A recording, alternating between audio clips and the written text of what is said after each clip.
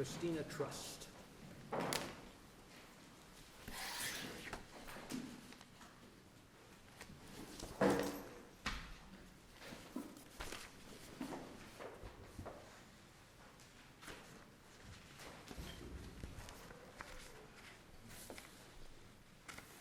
Good morning. Good morning. May it please the court, I'm John Dent, representing the appellants Bacharach in a sort of unique foreclosure situation. I think you all have probably at this point in time heard about everything you can think of regarding mortgage foreclosures, especially standing. We have two issues that mainly we raised. I raised another one, and quite frankly, I had to, in reviewing the statute, look at the third issue on the signature involved in my reading of the original reading of the statute, and looking at the caveat regarding deceased person. It refers to the presumption, not necessarily to the actual response of a specific denial. I remember in reading the Bible, there's a statement in there that says, let your yes be yes and your no be no, and didn't realize in this scenario your no can mean yes on occasion in the provisions. But in any event, I had asked to revisit that. I'm not going to belabor that point. So you're not going to argue the signature issue then? Okay. Yeah, I stated what it is. I look at the case law, that your case law and the others, it's there. It doesn't specifically, any of the cases I've seen deal with deceased person, which is the caveat that they're different. The problem we had in looking at this and answering, we had two problems. One, this was the documents were not signed by the individual deceased. They were done by a power of attorney. When they're deceased and they were living out of the country at the time, my clients can't swear under oath because they're deceased. So the answer was they don't know. Okay, we filed without knowledge, which taken a denial. The interpretation of live persons is that general denial is actually an admission that the signatures were made. So I throw that to the court in this scenario because of the language of the statute. The other issues involved is, did we really have the defendants in this case? It's unique. This case was tried once before and thrown out because during the pendency of the litigation, both defendants, Marilee and Richard, died. There were suggestions of death. The case was dismissed because nobody appointed a substitute representative. So to get around that, we have this suit where they sued the deceased again. They did not seek the appointment of somebody to represent the deceased estate. Well, let me ask you that, because this is basically an in rem proceeding against the house. Nobody's looking for a deficiency against anyone. So I gather the people living in it who are your clients now may have some homestead equity or redemption or some, I'm not quite sure what they have. Some claim because that was never explored. Right. Well, But in terms of, there's no one that's going to be a party to the note or the mortgage, and so the question is, can we use this home as collateral? I would respond that, first of all, in Florida, on the moment of death, title vests. Now, we use the probate code, either testate or intestate, to prove who that vests in. Yes, so you can't sue two deceased because they no longer own anything. Neither one of them owned anything. So who took title? Well, the heirs, whoever they may be. As I stated in the affidavit in the petition for rehearing, the actual will was filed. The plaintiff never made an attempt to inquire, was there a will? Excuse me, is it William and Hillary? Is it your clients that own this house? Excuse me, I didn't hear you. Is it William and Hillary Bacharach that own this house? Well, they're deceased. No, they no longer owned it. We had Nickel and his sister that were heirs. Presumably they did. I'm not going to deny under the will which we filed, which isn't in evidence. They never looked for it. They were the heirs of the estate. The idea is that can you bypass that? In the one case I cited on this, which is the Vera, what the court said in the scenario of a substitution is what they should have done is that the parties are in agreement that as a general rule, if an estate has been opened, then the decedent's personal representative should be substituted. If no estate has been opened, then another appropriate representative, such as guardian ad litem, will need to be substituted. They didn't substitute anybody, they just sued the deceased and some generic and whoever the heirs, et cetera, et cetera. They did know that there was a problem. Remember, they filed, in this case, motions to appoint. Unfortunately, they only appointed one for Richard. Richard was the first to die by entirety, his title vested in Mary Lee. Therefore, it was her estate that they never put a representative to be the defendant. Now, also, I say in the case, and this happened to me, it's one of those, you know. How did Nickel and Hillary get in the case? How did they get in the case? They were joined because they thought they were heirs. So they were joined and sued as possible heirs of Mary Lee and Richard. And there's no dispute, as I understand what you just said, that they are in fact. They are heirs. Yeah, we're not denying that. What we raised it is that this plaintiff needed to follow, and we have rules, we have procedures, we have provisions that are supposed to be filed, and not ignoring those. If, like in the earlier case, if they die, Nickel and his sister are still heirs, but by the rule, if they don't substitute, they get dismissed. But the rule just provides for dismissal as to the deceased parties. Why couldn't the plaintiff continue to go after Nickel and Hillary? They could if they alleged and appropriately went through the estate process by joining a representative, then determining through discovery who all the heirs are, and then go after their interest now as heirs through the estate, which they now have a representative of. The estate is not represented in this case and never has. If you're not seeking any liability against the estate. They want the property. You got a title issue here. If I'm examining title and I look at this title, we have no representative of the estate or any claims or anything through that on that issue. We're looking at this through the title. We believe that You can have a flat-out in-rem foreclosure proceeding, right? you still have to have a defendant in an in-rem proceeding. What that gets you around is the methodology of jurisdiction over that individual in an So in-rem. You can't find the owner of a house, you can't foreclose. There's constructive methods of joining somebody that is an owner that you can't get to because it's an in-rem proceeding. And you can go after their interest, you can. But you have to appropriately, through publication, as I understand it, publish notice, et cetera, to get that person's interest before the court of the in-rem proceeding. In-rem doesn't mean you can just, the only in-rem that I purely know of is under the federal law on a forfeiture that you actually sue the property. Now, that doesn't involve, in this case, and that's not appropriate, you have to sue still who the title is, whether it's constructive.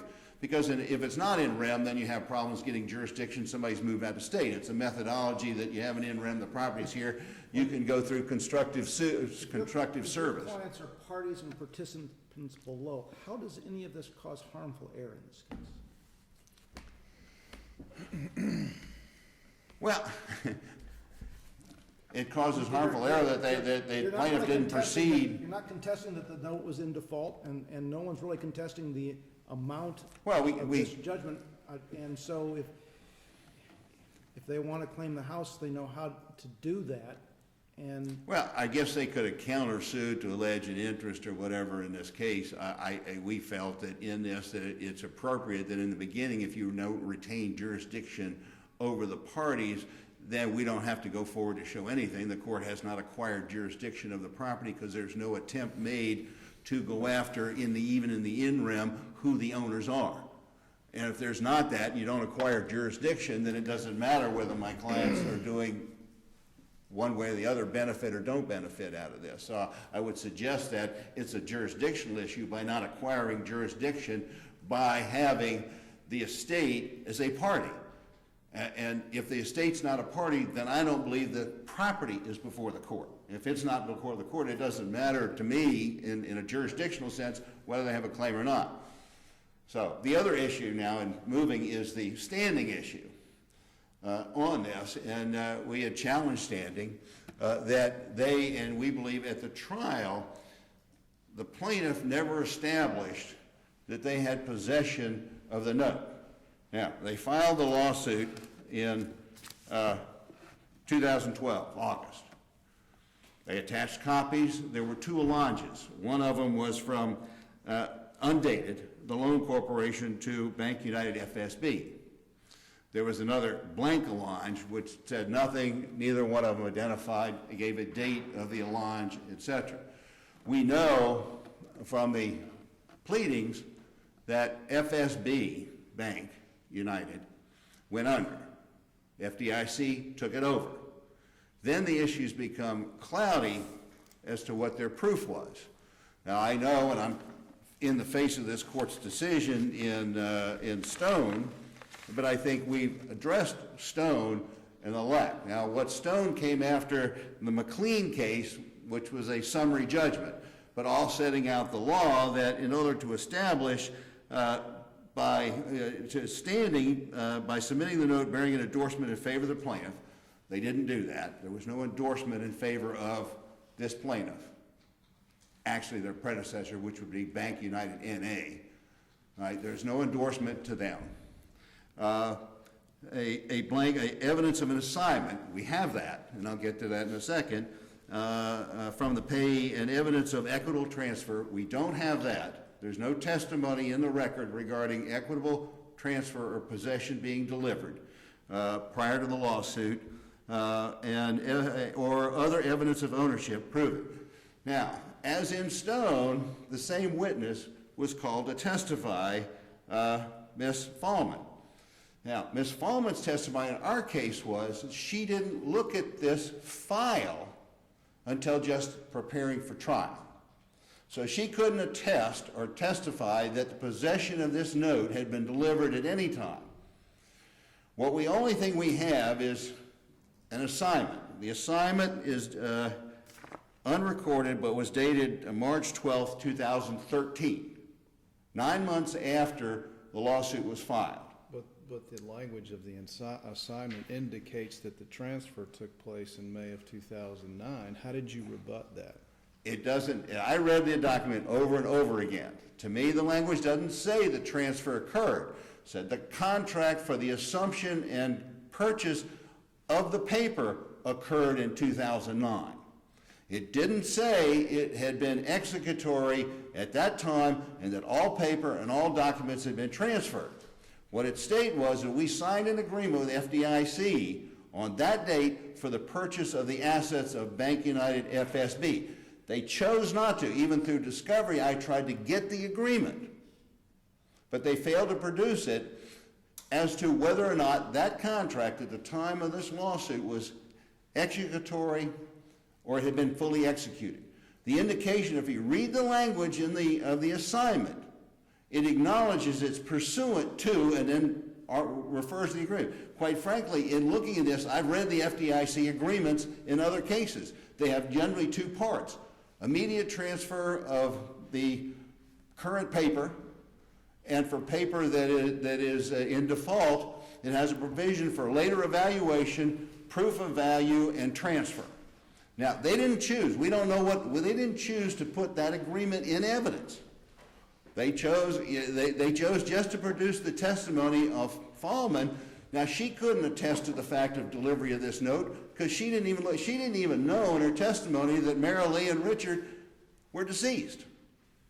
So she didn't do anything other than pick up a dry file, look at it, and then testify, well, they're in default, we own it, and let's go to lawsuit, and let's go to judgment. So in this case, they did not come forward and prove. Remember, they only have evidence of any date in the file is that assignment. Wasn't the assignment admitted through Ms. Christian, or no, through this records custodian? Sure, no doubt. It was admitted in evidence. We think that supports our claim that the assignment, why, if the agreement that we're talking about was executed, fully executed, then the document itself would have been put in evidence. There'd be no need for a later assignment. You're saying that the assignment that was executed and presented in this case in 2013 was superfluous. There was no reason to do it other than maybe to confuse borrowers. I don't know what. There's no excuse for that document if the original agreement with FDIC was fully executed. It was self-executing by a transfer. We've all read the agreements. It says, by this agreement, we hereby transfer title, et cetera, et cetera, et cetera. And the document itself becomes the assignment. We don't have that. We have a document that has not seen the light of day. Now, I don't know in your case in Stone whether it was ever admitted in evidence or just assumed, because in that case, there was no assignment. Nobody called into question the timing of when title actually passed to the notes. Now, we don't know what bank, where it was. You got 5 minutes left, so. If you don't have any other, I'll reserve 5 minutes in. Okay, thank you.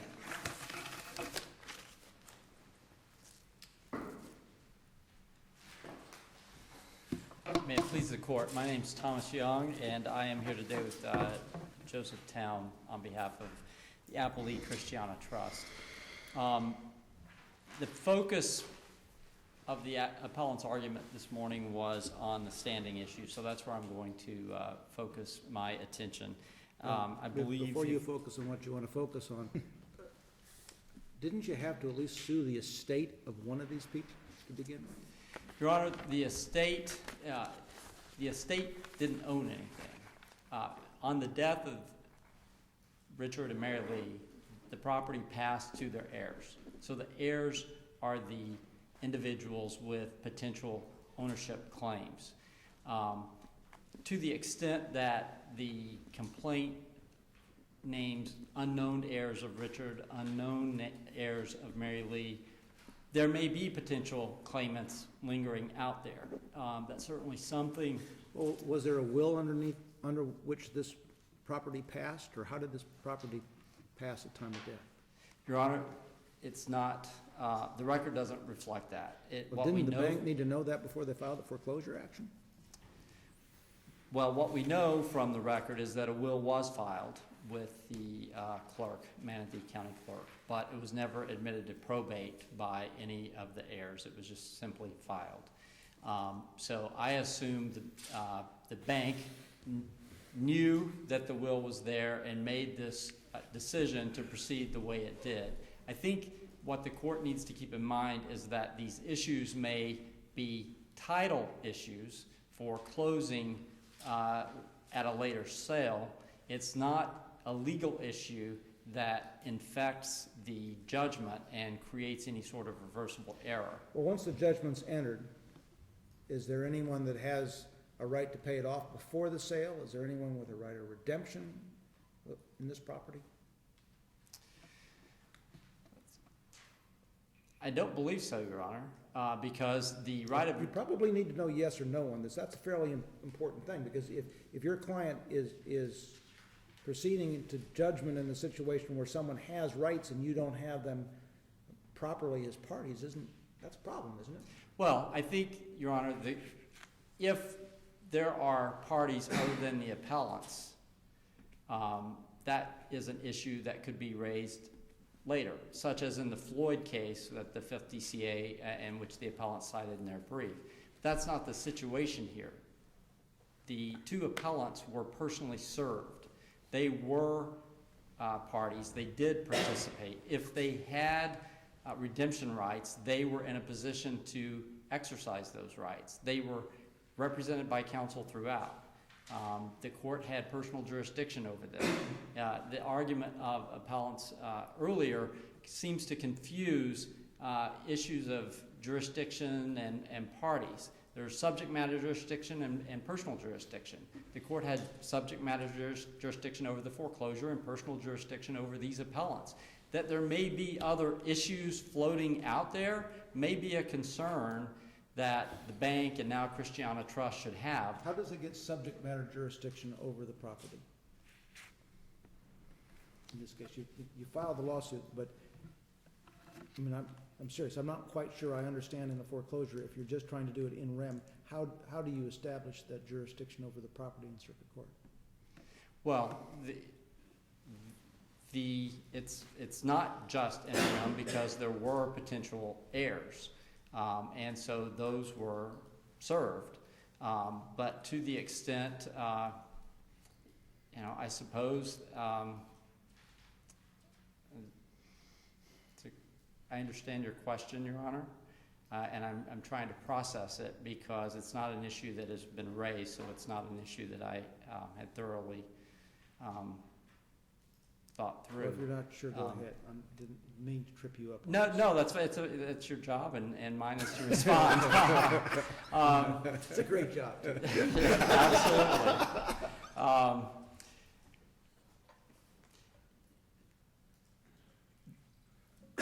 Notice was provided, and I think that's the bottom line.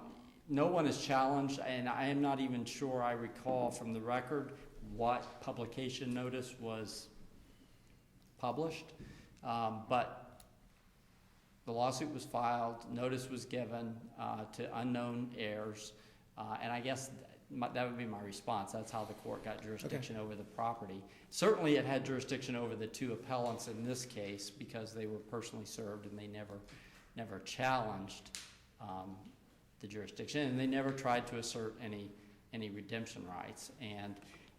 Does the record reflect who, if anyone, was occupying this property during all this time?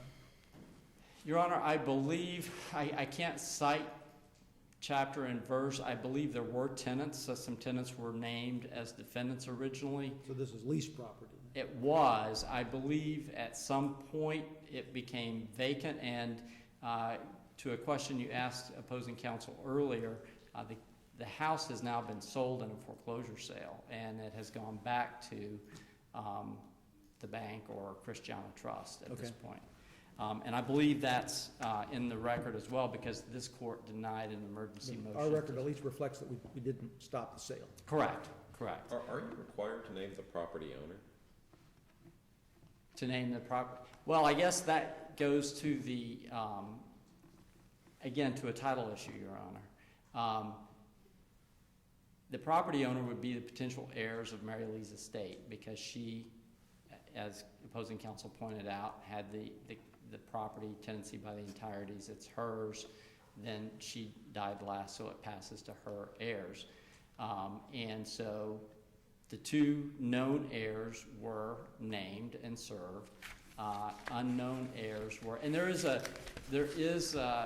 quirky situation in that you have the unknown heirs of Richard, the unknown heirs of Mary Lee. There was a substitution of counsel from Bank United to Christiana Trust.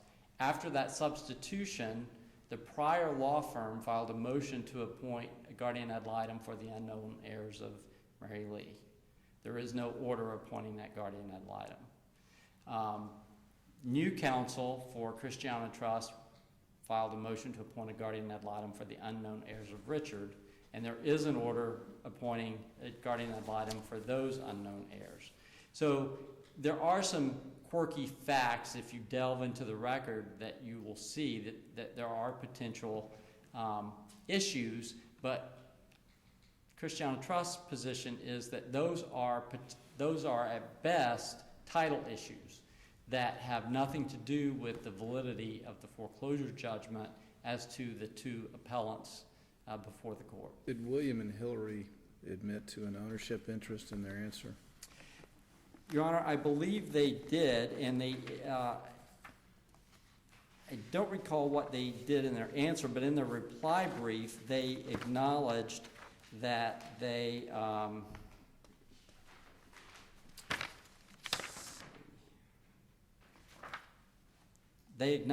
were proper parties. The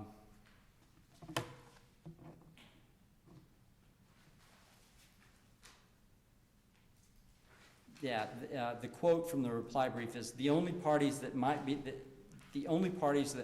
appropriate were appellants. The only parties that might be appropriate were appellants, is the phrase from their reply brief. And opposing counsel made in the argument earlier, I wrote this down, he says that they were the heirs of the estate. So I haven't gone to the clerk of court's office. I don't know what the will that was filed said. It's not in the record.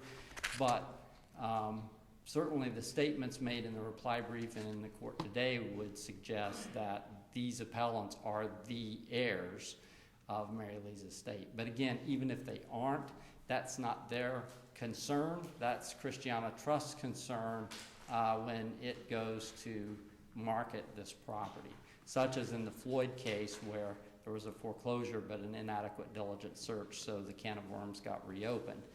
We don't have that situation here because the appellants were personally served, participated, never contested the court's jurisdiction over them. With regard to the standing issue, this case, again, a quirky fact. The assignment did sort of cloud the issue. This case is different from Stone in that in Stone, the allonge wasn't filed with the complaint. And so that's why there was a concern about standing. In this case, if you go back to the record and look at the complaint,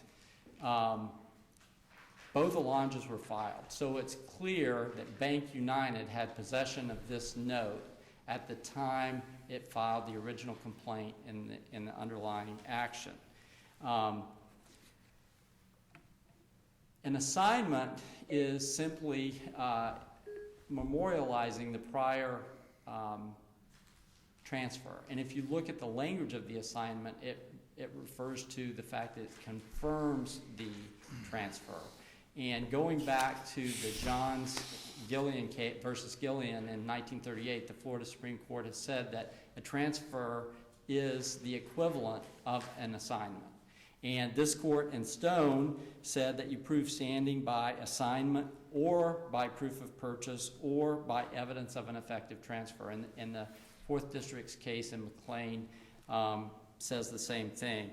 So what we have here is a note and the allonges filed with the original complaint, and we have this witness who was employed by the now defunct savings bank, but who was present when the FDIC came in, took over the savings bank, transferred all the assets of the savings bank to the National Association, Bank United, and who unequivocally testified that the transfer occurred on May 21st, 2009.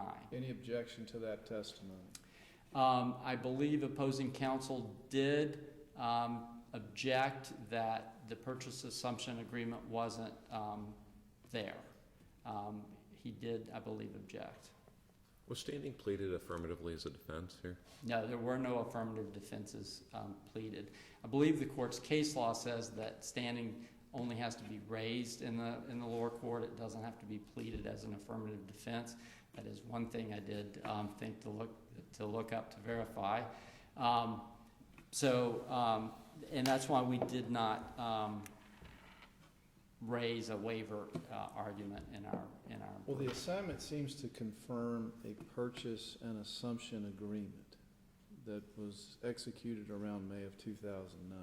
Correct. Is that correct? Correct. Well, then would not the purchase and assumption agreement be the best evidence? I mean, if there's a document of evidence that indicates that there is a more original document that would clarify it, and the proposition is that other document would probably be the best evidence.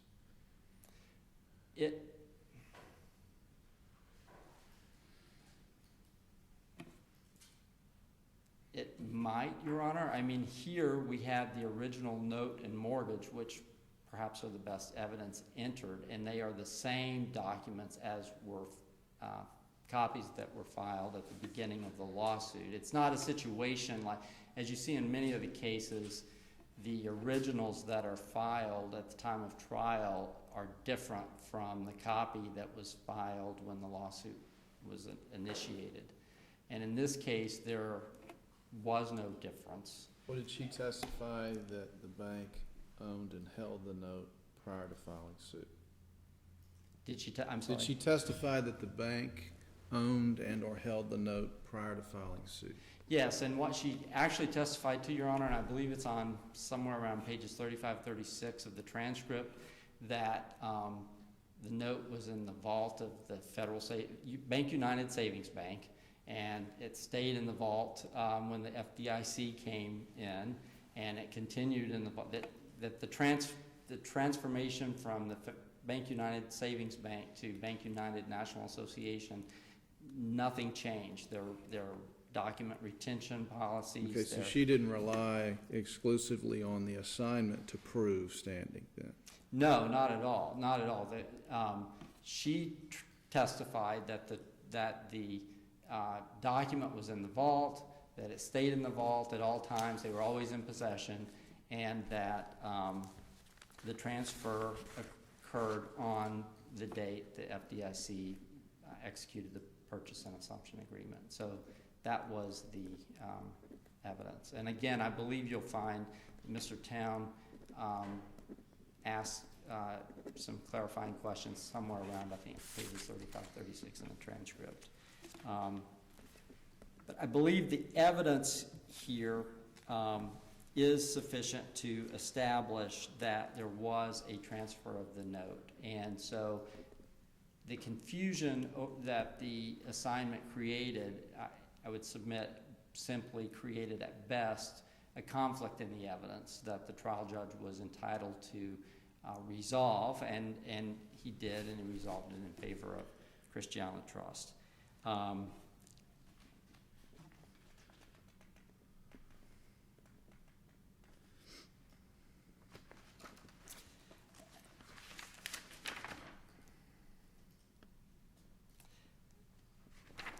I believe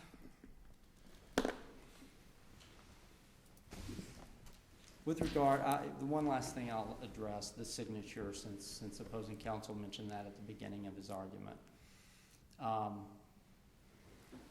Opposing counsel walked back the argument from the initial brief in his reply brief, but he still tossed the issue to the court and said that the appellants would like the court to rule that the statute and the presumption doesn't apply in the circumstances of this case. And what I would submit to the court is that that is a new argument that was not presented in the initial brief, so it's abandoned, and his concession that the statute says the signatures are presumed valid is the end of that issue.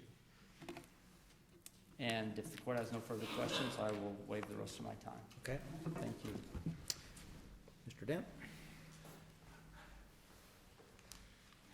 Ms. Fallon's testimony was that she didn't do anything on this loan and anything with reference to this trial till just before the trial. She looked at the file. Anything there, she didn't testify, any evidence, et cetera, or whatever, to place this note in the possession. Now, you asked about the assignment, and I went and got the language. First of all, it says it confirms the transfer and/or assignment in accordance with the purchase agreement. So this assignment confirms a transfer, not when it occurred. It confirms that now we're transferring it. But I think important, in the second, whereas on or about May 21st, in accordance with that certain purchase and assumption agreement. So there's an agreement. There's a purchase and assumption agreement. Doesn't state whether it's executory or it's fully executed. The purchase agreement. Whole bank, all deposits. So all we know is all deposits. But then it goes on to say, dated May 21st, the purchase agreement by and among the Asinor S&E and the FDIC, the assigner sold certain assets. It doesn't say it sold all the assets, which is the very language I found in other documents. Only certain assets. We're now at a date which is 8 or 9 months later, confirming a sale of this asset by this assignment. They chose not to put that agreement in evidence to show whether there was a list attached to that agreement, which was an executed document. In other words, it was self-executing, by it transferred title. If so, why do we have a language that said, yeah, there was an agreement provided for transfer of certain documents? Not all the assets. It didn't buy them all, didn't close them all that day. It seems ludicrous that we're going to do all this paperwork and do an assignment of paper at a date subsequent. In addition to that, I think my argument is that I don't see how if we go back under the suggestion of death rule, what we would be suggesting is if these two parties died, they didn't have to substitute. They could have continued on without a defendant by suing the property. And I suggest you can't. Even when you do in rem, you have to name the party who owns it. You have to use constructive service to get them before the court so you get the in rem property before the court. You just can't sue the property and get it before the court. And to me, that's subject matter jurisdiction. If the court never had jurisdiction over the property, that's subject matter jurisdiction. If that's true, it doesn't matter about any other claims after that. So I would suggest that, and he mentioned the allonges. The myriad of cases that have talked about in this court and every other district court is an allonge that's undated, and this one, the second one, named no parties, is of no evidence of transfer of anything at any certain date. Maybe, yeah, there was a transfer, but when? We don't know. Ms. Fallon could not testify to anything other than when she looked at the file just preparing for trial. I would suggest to you, we attempted to question because in this case, as I said, there was prior litigation. Notes were not in the vault all that period of time. And so we would suggest that they have not proven their case. They didn't have standing when they filed this lawsuit, and it should be reversed and sent back either to hear the issues on jurisdiction or to remand to enter judgment for the defendants. Thank you. Last case of the day is Wanted DiPaola, Stephen Renko General Partnership versus Beach